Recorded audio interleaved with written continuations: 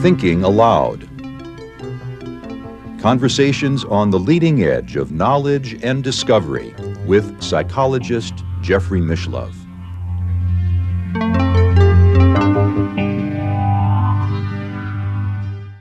Hello and welcome. I'm Jeffrey Mishlove. Today we'll be exploring initiation from an anthropological and historical perspective. My guest, Andy Hilton, is the author of Anthropology and Mysticism in the Making of Initiation. He's also edited an anthology called Perspectives on Commoning. Welcome, Andy. Thank you. You have endeavored in your book to actually, I would have to say, establish a new field of study. You call it initiation studies. Which is a logical name for the studies of initiation, yes. Historically, there have been many studies of initiation in anthropology, for example, but no name of this as a discipline or a sub-discipline, so I give it that name. Yeah. And extend it with my vision of what initiation might be to include disciplines that are not normally included under that rubric. Mm-hmm. Well, it might be useful to mention right at the outset that you were inspired to engage in this project. I think it took you some 30 years to write your book because you went through what we'd have to call an initiatory experience yourself. About 2/3 of the way through it, specifically a 9-month period. There was a workshop given by Robert Bly on male initiation, and at the start of that workshop, he said there are 3 kinds of initiation: male, female, and spiritual. And as he said that, the penny dropped. So that's what's happening. I'm going through a spiritual initiation. So that gave me the name for the experience I was going through and established my interest over a few years, yeah. And it's also fair to say that in your case, it was a life-changing experience. Yeah, of course, yeah. And it really led you to begin a decades-long study of what the concept of initiation really means. Indeed, yeah. Yeah. From starting from that point of Robert Bly with male initiation, critiquing that from a gender perspective, going back to the anthropology and the roots that he was picking from, critiquing that, noting the shamanic initiation aspect and how that came through in the spiritual traditions and theosophy and such like, and wondering where all this fitted, how we got from the tribal to the theosophic. It didn't really, so I was trying to figure out how this all came together. So that took me into the history of it, into the roots, to try and get some sense of the whole thing, where we'd come to, and also where we could be, because the general assumption in anthropology is that there is no initiation anymore. So I wanted to kind of try and rework that idea a little bit. Well, I gather an important notion that anthropologists have come up with is the idea of a rite of passage, a transition from one stage of life to another. In anthropology, there have been 3 major contributions, I would say, in the 20th century. One was the idea of rites of passage from Arnold van Gennep, Les Rites de Passage, just a direct translation into the English. And that became like an item of contemporary popular culture. Death and Rebirth is another one. And the third, from Victor Turner, picking on the central part of the tripartite of Van Gennep's separation, liminality, incorporation or reincorporation series, the central part being the liminal, and that's Victor Turner's focus on liminality or marginality. So we have liminality as another contribution of initiation studies to contemporary culture. Mm-hmm. Well, you know, I know you don't write about the bar mitzvah, but as growing up Jewish, the bar mitzvah is a major event in most Jewish boys. A bat mitzvah for Jewish girls these days. Mm-hmm. I don't know that was always the case, but it was a very clear demarcation between being a child and being recognized in your religious community as an adult. Right. Mm-hmm. And in my case, I grew up in a Midwestern town, very conventional, conservative, community, but the bar mitzvah was a huge event. Right. Prepared for it for over a year. Mm-hmm. And afterwards, would you have been considered adult? For ritual purposes. Right, okay. I tried to tell my parents, I'm an adult now, I can decide when I go to bed. Yeah. No way, that didn't work.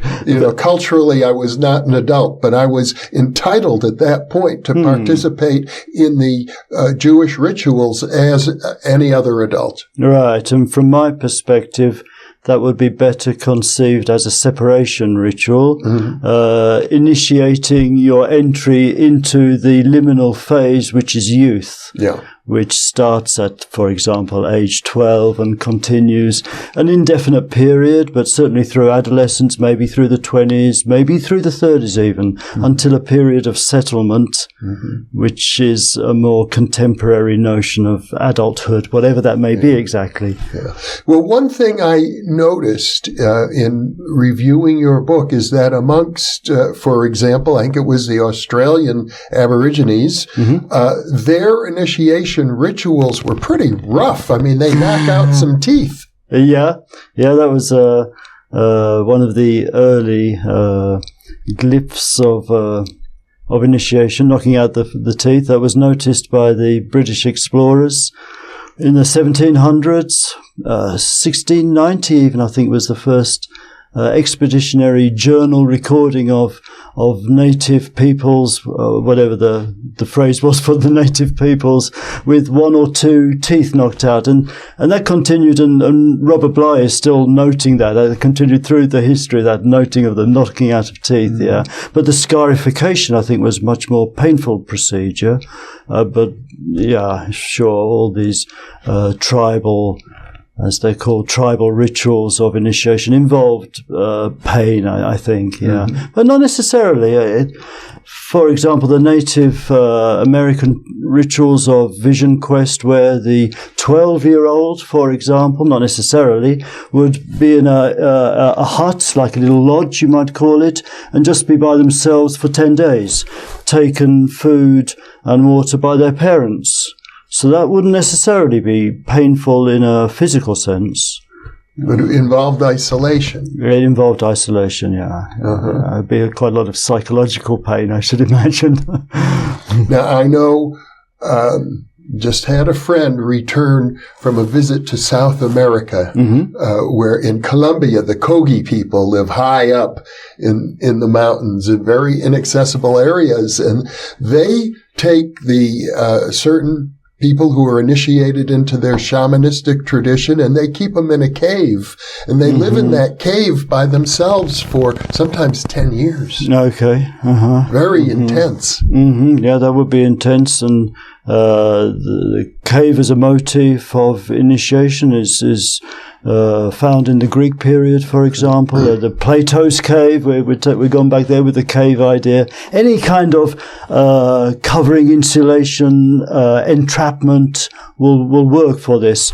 The alternative is not going inward out of society, but going physically outward of society, so going outside the village territory, so you're going into the wild. So there's kind of two ways of going out into of the cave normal. or out into the woods on a vision quest. Yeah, so either way, they're rather different, but either way you're going out of social life and the normal patterns of existence, of relating to people. Maybe, so in the classic male sense, or masculine toned initiation, it would be out and with group, so it'd be a much more group affair, and the internal one would have a feminine toned initiatory sense.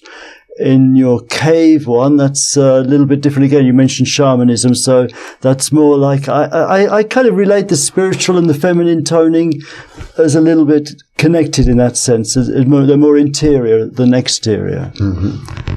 Well, one of the things I gather the early anthropologists noted as they began studying various indigenous peoples is that their initiation rituals were often quite complex. They had stages of initiation, and the early anthropologists were struck by how the Aboriginal people seemed to have a process very much reminiscent of the ancient Greeks.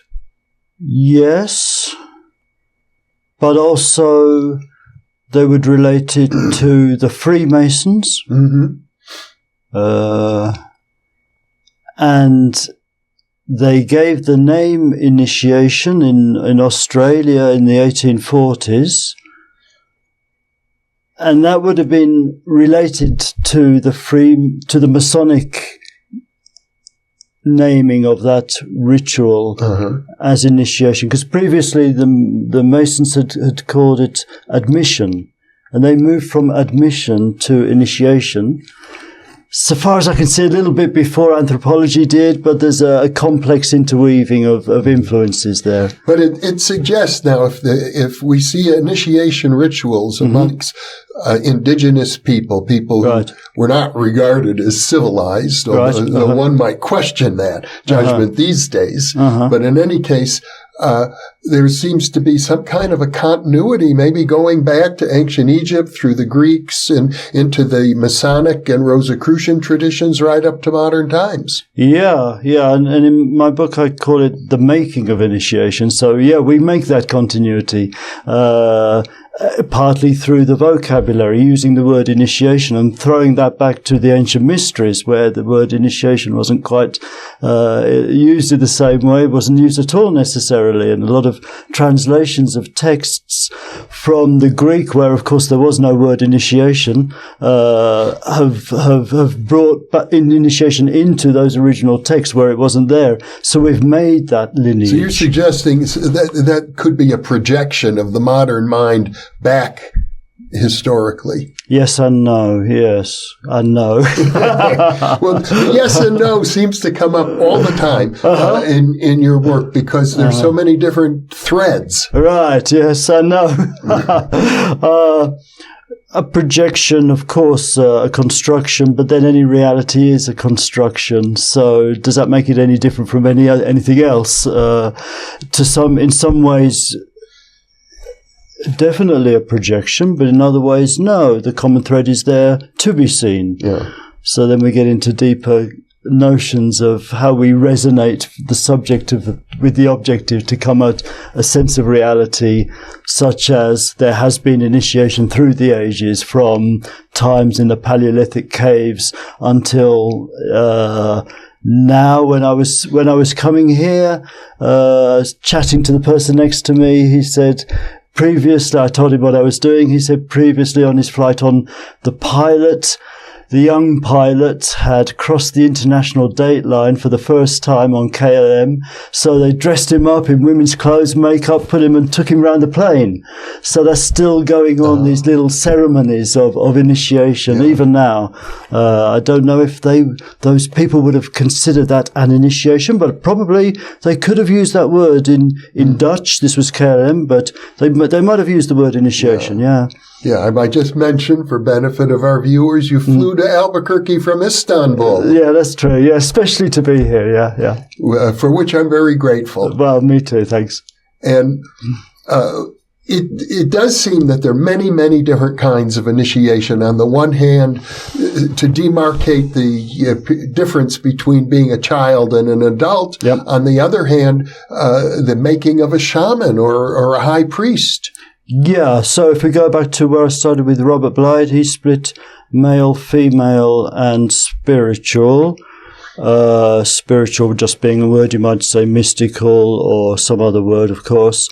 And male and female are the binary for adult. Mm-hmm. So we got the split between spiritual and adult, and then we got the split adult, male, female, which is also critiqued, at least by me, not conventionally, but I critique this splitting of male and female. I find it a little bit rigid, a little bit exclusive, and there's been certainly work in initiation looking at third sex, third gender subjects, which is problematizing this binary there. But overall, that's the adult side of it, and there's the spiritual side of it. And so there's these kind of two main threads of or levels of initiation of work. And that goes back from the original mysteries into shamanism, through anthropology. Yeah, these two threads are... But it seems in a way it starts with shamanism and maybe in your case even ends with shamanism. You mentioned a moment ago the Paleolithic caves. Some of these caves go back 15,000 years, maybe 30,000 years. And it seems as if there's some consensus in the anthropological community. They were used for ritual purposes, for purposes of initiation. Yeah, that may have been the case, although it's highly subjective. It's a very hypothetical notion, and that seems to me to be projection, and it's entirely likely it's a good projection, but the evidence is really pretty scant. It's coming back from what we know about the present, projecting it onto the past. And there isn't really a lot of evidence that I know of. I mean, there's, a few markings in caves and a bit of ochre and such like. And from that, they build up a picture. There's maybe one cave here and one cave here. And there's a little rock tunnel they're climbing through. So they're coming up with that. So they're projecting the idea of initiation back onto this rather limited archaeological evidence. And it may well be a good projection. Yeah. Well, the idea that you have to crawl through a little tunnel into a cave opening where if you are fortunate enough to have some kind of fire or light available, you can see drawings on the cave wall. It's almost like a return to the womb. Well, that's a very nice way of putting it. So being born is an initiation, and we can also put this as a patterning onto many levels of experience. Being born is an initiation, living is an initiation into death, spirituality was an initiation from religion into wherever we're going into in the new age, the space age, whatever we call what's happening now. Yeah, indeed that. But I can imagine if you're alone in a cave, you're going to enter into an altered state of consciousness. I could imagine that. Certainly sooner or later. Yeah, quite likely. I don't suppose everybody would. We'd need to be careful about overgeneralizing, but you would assume that would be a tendency. It's a technique to develop, to produce. And it does seem to me to be the case that an altered state of consciousness is involved in many of the other initiation rituals, not just those encountered by anthropologists, but also our historical understanding of the ancient Egyptians, the ancient Greeks, other ancient peoples. And in your experience in contemporary shamanic workshops, you also entered into an altered state of consciousness. Yes, and I would personally regard that as the quintessential initiation, which is into what is currently called cosmic consciousness, or unitive consciousness, or God is another name for that experience, which is like the greater mystery or the mystery. In Christian terms, it's the mystery, which is the mystery of God. In Platonic terms, it's the mystery again. Yeah, that's a quintessential experience, I think, of initiation. Now, you mentioned the Christian mysteries. And it appears from the historical record that the Greek mystery tradition sort of died out in the Christian era, but it seems in early Christianity they also incorporated something akin to the Greek mysteries. Something like that, yeah. It seems to be a complex history, as best I could figure it out. The Greek or Roman, by this time, I suppose, mystery tradition didn't exactly die out. It was more died out by the take up of Christianity in the Roman Empire. Indeed, yeah. And the relationship between Christianity and initiation is interesting and complex. The sacraments can be related directly to initiatory practices. There are contrary views in that respect. The life of Christ, Jesus, the figure Christ, is also an initiatory story and has been reviewed that way for 100 years, yeah. Well, let's focus for a moment on the Eleusinian mysteries in ancient Greece. I think one of the most remarkable aspects of these mysteries, what little we know about them, is that almost all the prominent people of the society went through the ritual. Yeah. They seemed to be pretty big. It wasn't limited just to the priestly class or the shamanic class. Right. I don't know much about the extent of the democratic extent of it, but it was they were major rites for a long period of time. And also there was a secrecy about it. So while we know that many prominent people of the culture went through this ritual, and I think we also know that pretty much they came out of it having lost any fear of death. That is said. Yeah. That is said, yeah. It may be true.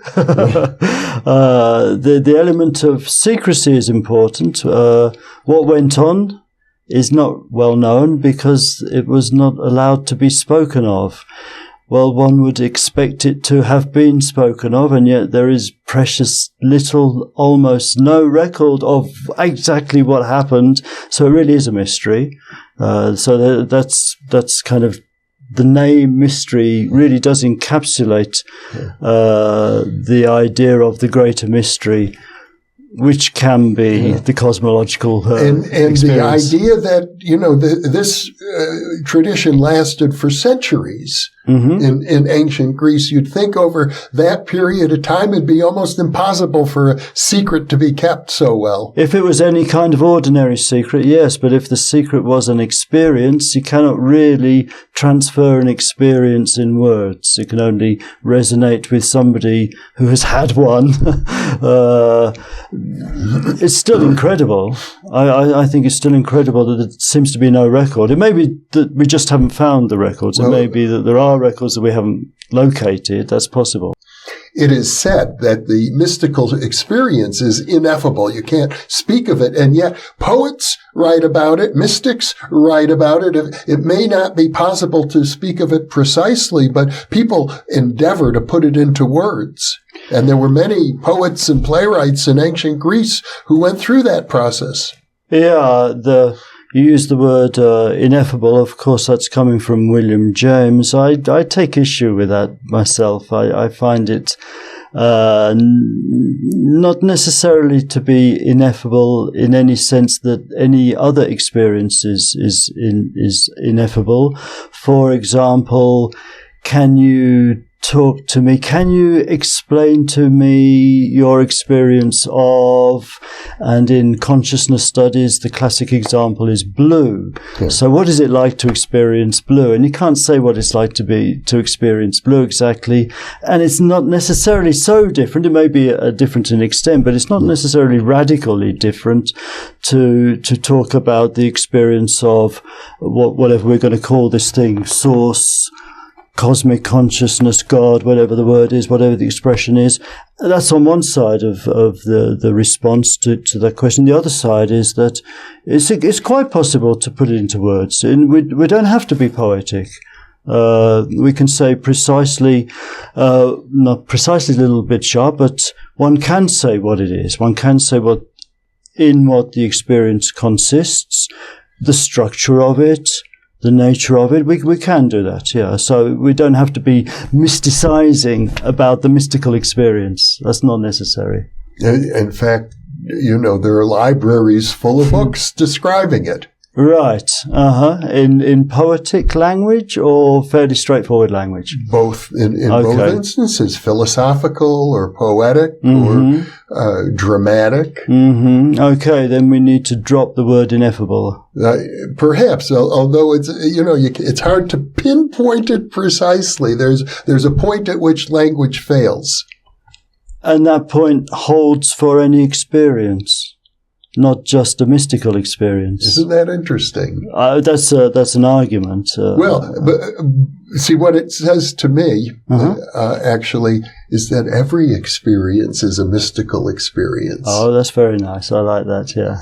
It does say that to me, and I regard it that way. And then we take that further, and then an experience is an item or a moment or an event of consciousness. So consciousness itself is a mystery.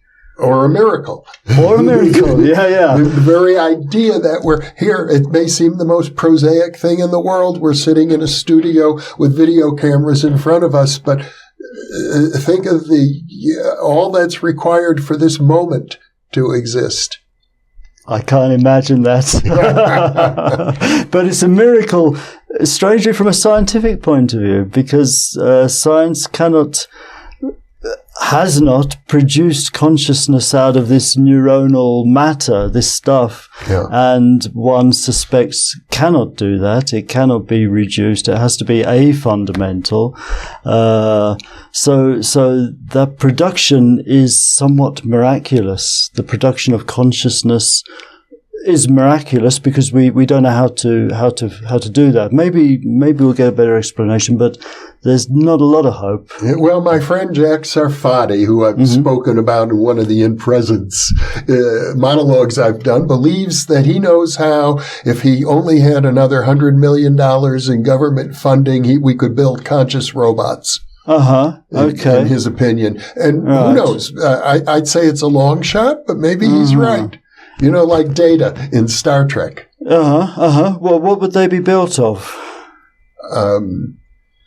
Matter. Yeah. So is the matter conscious? Well, it's, what are we built of? Yeah, exactly. We're going down another line here, I think. Yeah. In any case, we're drifting a bit away from our central focus here. Indeed, on initiation. What do we know about the early Christian mysteries? I'm under the impression that they didn't last that long, that there was a lot of criticism, like, you're behaving as if you were Greeks. Yeah, there was that. There certainly was a mysteries tradition, mysteries programs set up by the early Christian fathers. Among the most famous of early Christians, they advocated and planned mysteries, mystagogic performances. There was that, and I'm not sure how long that lasted. I think it faded, but I can't really say when from my memory. And it may not have been the same in all places, because Christianity wasn't one thing. There were many Christianities, so it would be different in different places, different centers. What was going on in Rome might have been quite different from what was going on in Trieste, for example. Well, I gather that an important part of it were the desert fathers, who basically, like the shamans, were living alone in the desert, often in caves. Yeah, that was another influence, and from that we came through to the monastic system. That was a direct source into the monastic system, and that in itself is an initiatory framework. And that did continue, of course. That didn't die out, no matter to what extent Christianity suppressed, reduced, disallowed active experience in an initiatory framework, so that only one was taking a piece of bread representing the body, etc. There was nothing really going on ish. It could be, of course, but it's not very Well, you're active. referring to the Eucharist. Yeah, in this case. Ceremony, which is if looked at carefully, it's a mystical event of some sort, incorporating the body of Christ within oneself. It's a mystical representation, but whether the individual has a mystical experience is questionable. But at the same time, the monastic system was continuing, so although the initiatory history was being pushed down, as you could put it, by the Christian development and the hegemonious development of what people should believe and the dogma and what they should do, etc., etc. At the same time, there was the monastic tradition which upheld, to a certain extent, in some ways, the initiatory framework, and that eventually led to the Jesuits, who did employ an initiatory system for their youngsters, and it included readings, and it led eventually to the application of the idea of the old mysteries to the tribal situation in Canada in 1710, 1720 by, what was his name? Joseph Francois Lafitau. And that would be one of the pinpoints for the connection from the mysteries to the tribal initiation. Because we're talking about someone who is both a Jesuit priest and, in effect, an anthropologist. Yeah, his work is sometimes called proto-anthropology, like the first work in proto-anthropology. And it's very highly regarded in some aspects, like his design work, his study of the designs of the dwellings, for example. He does very nice drawings, and he's got a lot of nice observations, but he's centrally concerned with it's in 2 volumes, but the heart of the book is very much concerned with the initiation. He doesn't use the word initiation at that point. This is too early for the application. At that point, it's still the mysteries, and he's primarily concerned. The very heart of it is with the spiritual aspect, what we would call now the shamanic. And he's in North America. That's right. This is French territories of Canada. Yeah, Iroquois Seneca people in the French Canada area. Yeah. And am I correct in suggesting that he noticed some connection between their rituals and those of the ancient Greeks? The ancient Greeks, those as reported by the early and Christian fathers and mothers. I don't think he mentions the mothers, but that's something that should be mentioned. There were the early Christian mothers also. He puts those two. He puts those two, and he makes the connection. He's not the first to make the connection. That was done like at least 100 years before that in South America. That connection of the activities of the savages or the savage in their production of what we would call the shaman. That's generalizing that word across all cultures. They would have different words according to each culture.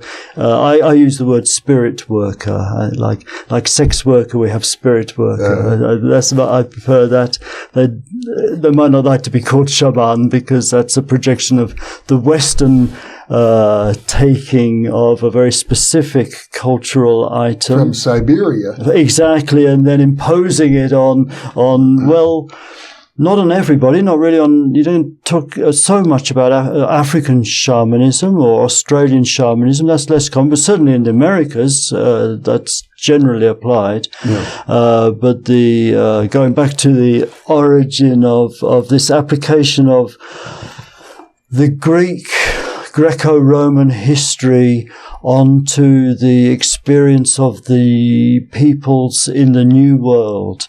So we have the explorers discovering the New World in the 16th century, in the 1500s, seeing the people there, and this is all very new. This is other, this is foreign, and they are relating it to that other foreignness, which is their root in the Greco-Roman culture, and they're making a connection between the two, and that also develops in the realm of initiation. I suspect some of it may be that these Jesuit priests and others who were the early investigators were very sympathetic to the natives and didn't want to see them just as savages, but by relating them to the ancient Greeks and Romans who were held in high esteem, it was a way of bestowing on them a certain status, perhaps. Yeah. There's more than one way of looking at that. One way is that they regarded them as humans. They could be saved. They were worth working for in the missionary context. So therefore they were not savage in the sense of animal, in the sense of capital to be used for labor and conquest. So in that sense they would be sympathetic. Of course, they wouldn't be sympathetic to their particular expression of their spirituality in terms of the savage, satanic form. They would also call them satanic. So it was a two-edged knife, that one. As in practically everything you've encountered. Yeah, of course. And yes and no. So we also touched on the Freemasons and their rituals. And I think the Freemasons is another organization where in some sense it's like a trade guild, and in another sense it's carrying on a perennial philosophy going back perhaps to the ancient Egyptians. Yes and no. Indeed. Contemporary scholarship focuses on the 18th century as the birth of modern Freemasonry, or the rebirth of Freemasonry, we could say, of Masonry. And it's quite linked to not so much the secrecy and clandestine aspects that we think of now popularly, but more to the Enlightenment and to a scientific thrust. Rationalism. Indeed, yeah. But at the same time, this esoteric thread carrying through, and the rites of admission into the order. Well, it raises for me, I think, a very interesting point, and that is that we often associate rationalism with the science, and of course rationalism in the 18th century and the 17th century involved revolutionary fervor to overthrow the rule of monarchs. And so the Freemasons, the Rosicrucians are often linked to revolutionary movements. Some people assume that if you're interested in the mystical, the occult, the esoteric, that you're forsaking rationalism in favor of some sort of superstition, irrational superstition of the unconscious. But other people, particularly today, particularly many guests on this video channel, when we talk about the philosophy of idealism, the perennial philosophy and so on, insist that it's through rational logic that they arrive at esoteric truths. Carry on. Yeah. Well, I tend to take that view. I think that you can be highly rational, and that leads you to an appreciation of the mystical. Okay, so this seems to be like an intellectual journey. For some? Right. I mean, for myself, it's experiential. My mysticism comes from my experience. I don't think that I'm a particularly irrational person. I find myself to be fairly rational on the whole, but there is a rationality in the mysticism, and that's not that mysticism isn't in itself a irrational domain outside of rationality. No, it seems to me that to start with pure experience is more or less what Descartes was advocating in his philosophy. I think, therefore I am. I think therefore I am better expressed as I am conscious. Yeah. Therefore I am. Yes. Indeed. Yeah, and I'm conscious is by coming back to the sense of consciousness itself as a mystical phenomenon. Qualia. Indeed. Experiencing the color blue. If I'm having that experience, that I must exist. Mm-hmm. And to me, that is the bedrock of rationality. Mm-hmm. How do you mean? It's where it starts. Any rational system has to start from, I exist. How do I know I exist? Well, maybe. I'm not sure I would agree with that. I think a rational system can start from a material standpoint of, it doesn't really matter whether I exist, that exists. So we have an alternative of an idealist subjective starting point, which goes with consciousness, and an objective materialist starting point, which goes with objects. Okay, I could take issue with you there, but that would be a different conversation. Okay. I'll pass on the opportunity to engage in a philosophical dispute with you right now, because I want to come back to the role of the Freemasons in our understanding of initiation. In what context are you? Well, as I recall, at one point, as anthropologists were looking at the Freemason practices, I suppose some of the anthropologists were Freemasons at that time, and looking at native cultures, they began to demystify the idea of initiation. It became more of a secular thing. Yeah, I'm not sure if many anthropologists actually were Freemasons. Masonry in the 19th century in Britain wasn't necessarily that well respected, is my sense of things, even though, of course, it went all the way up to the crown. It was always a slightly alternative thread. Not so much that the anthropologists themselves were Freemasons, but more that they understood the ritual activities that they observed among the tribal peoples in terms of the practices as they understood or conceived the contemporary culture of the time being Masonic. That's how they related it. It would be the native activities in this ritual that makes a boy into a man, paradigmatically, are like the activities in the Masonic temple. Whether they'd actually been in a Masonic temple is another matter. Maybe they had, maybe they hadn't. Usually they hadn't, I think. Once or twice they had.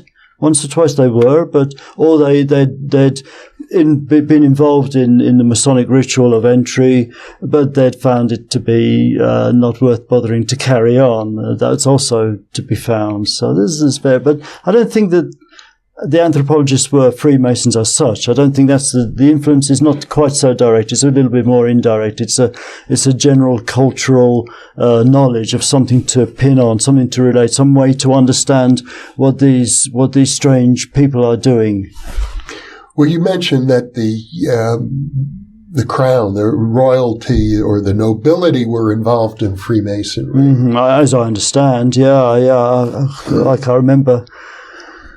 One of the, when was this, 1713, and there were two organisations in dispute in Britain. I'm coming back to Britain, of course, there's a whole American tradition there, but just in Britain in 1713, I think that's the right date. Or was it 1813? They were brought together. There was a unification, 1813, there was a unification of the two branches that had separated, and that was under the authority of the fourth Prince Regent. I forget the names, but it was going very much to the highest levels. Yeah. So if I understand this correctly, in the Rosicrucian movement of the 17th century, there was an attempt to undermine the monarchical system that was in place in Europe.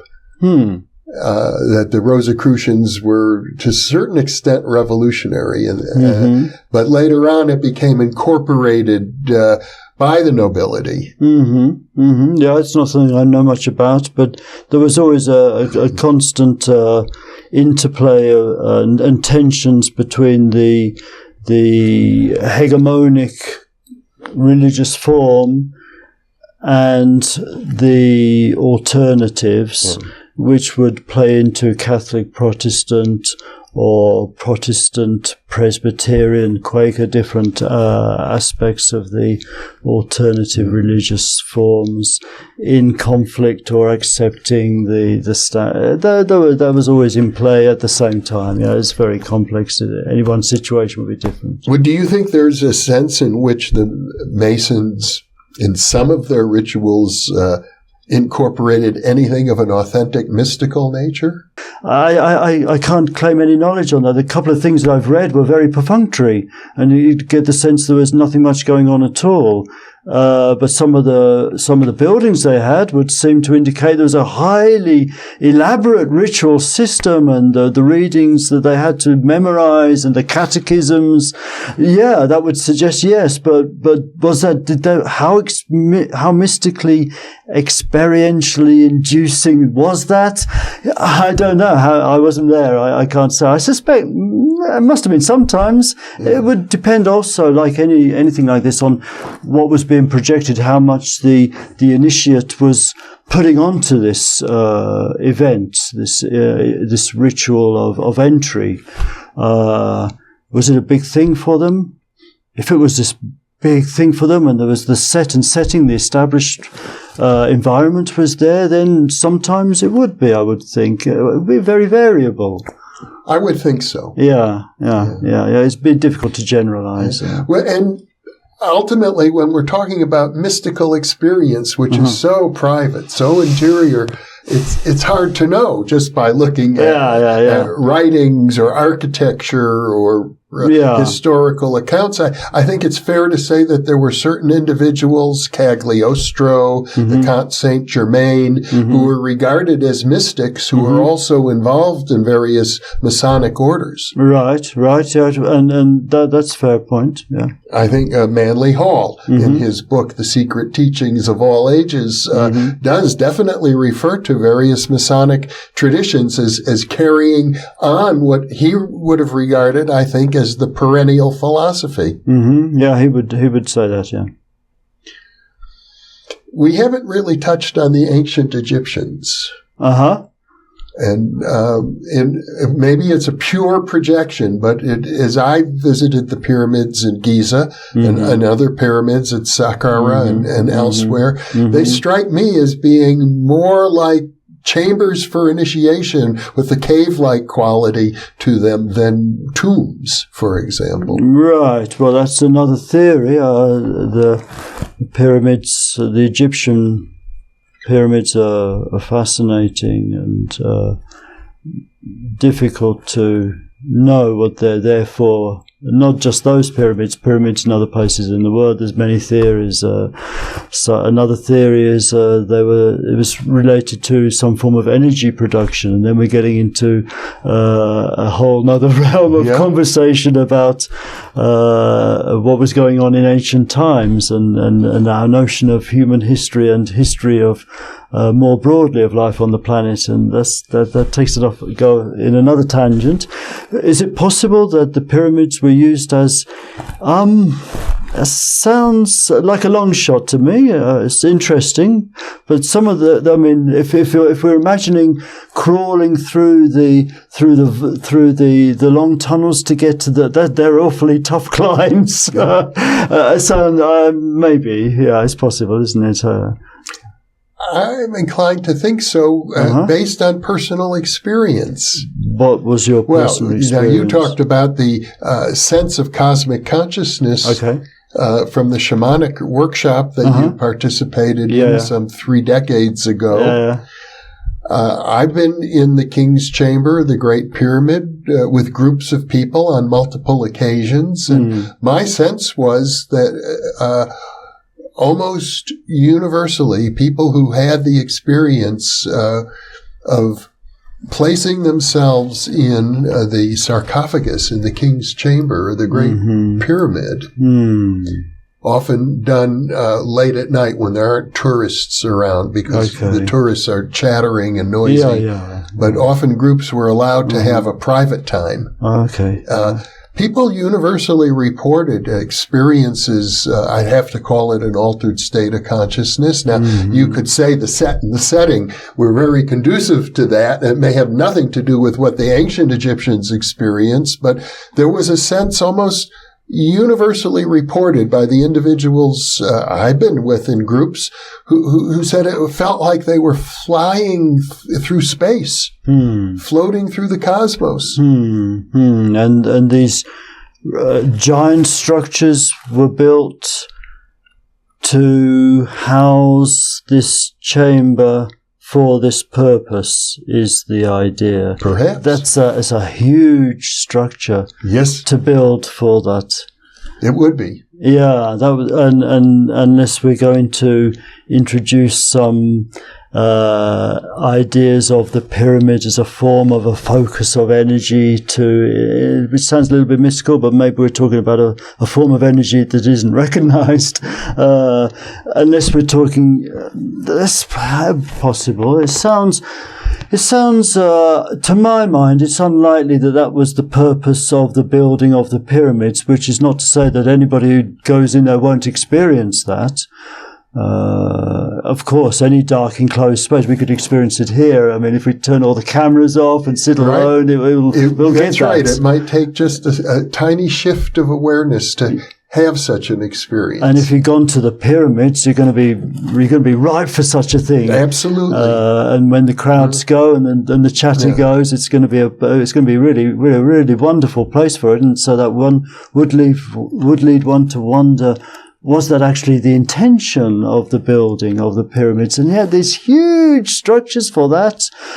Well, possible. They were huge structures, whatever they were for. Right. I mean, to say that somebody needed such a huge structure as for a tomb. Anything. Yeah. I mean, I don't take the tomb. The tomb theory is not convincing to me. The initiation theory sounds better.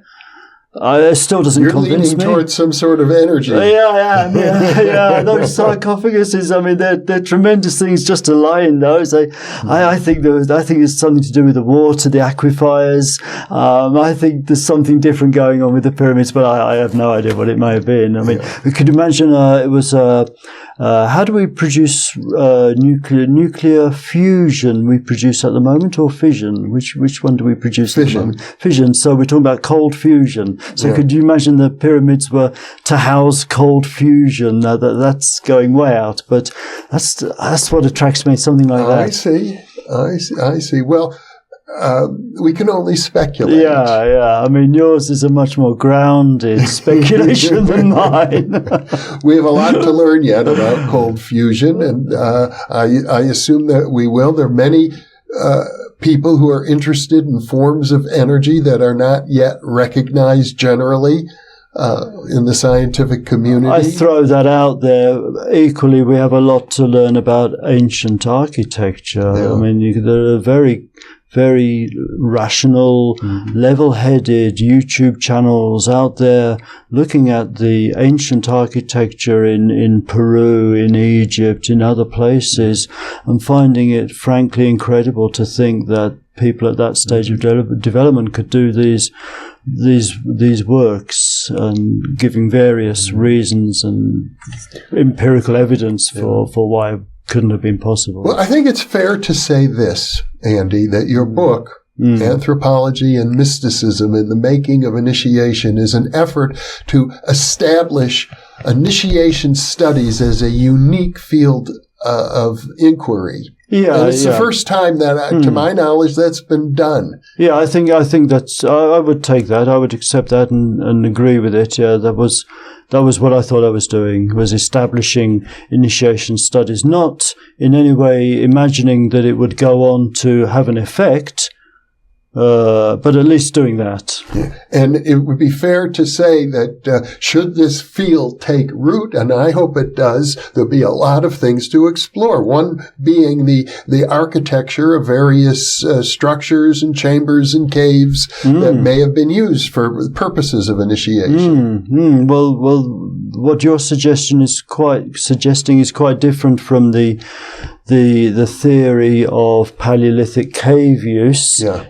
You're suggesting a high level of design. That's an interesting or an evolution from one to the other. More than an evolution, I would say a huge jump. Well, I want to make another jump before we end this interview, and I should mention, for benefit of our viewers, you're here in Albuquerque, and we plan several more interviews while you're here. But I think it's worth mentioning, just maybe as a little hint of what may yet be to come, that one of the connections that brought you here is through Ray Hernandez's group, Free, the Edgar Mitchell Foundation for Research and Extraordinary Experience, and that you yourself were drawn to that group because you've had some UFO sightings, which, for all we know, may be in some way related to this process of initiation. Yeah, I'm not quite sure how to respond to that other than to say that is correct. If I go deeply into it, I think we will be into another 2 or 3 interviews, so I shouldn't say too much. Yeah. But yes. I guess UFO, I don't like the term UFO for what I experienced. The contemporary term of UAP is much better because UFO is flying. Well, I don't know if what I saw was exactly flying. It was airborne. That's the UFO object. Was what I saw an object? I don't know. I mean, I saw what I saw. It was a phenomenal experience. It was a UAP rather than a UFO. And if you say UFO, you imagine like the flying saucer. What I saw was, much smaller than a flying saucer. UAP, unidentified aerial phenomena. Right. The term that was supposedly going to be outed through Hillary Clinton, but it went wrong. So it's not really in the public domain very, very much. But UAP is a much wider, more elastic name, and it doesn't have the baggage of UFO. And for my mind, it captures the idea of the smaller size of what I saw, which wasn't obviously carrying beings. All right. I guess we can just leave it at that. But it does suggest that there are many dimensions to this process of mystical opening. That we have yet to touch upon. Indeed, and the experience of UFO or alien, that is also an initiation, of course. Yeah. Well, Andy Hilton, it's been a great pleasure having this conversation, this initiatory, or shall I say initial, conversation with you. I look forward to more. Me too. Thank you very much. Thank you for being with me. And thank you for being with us.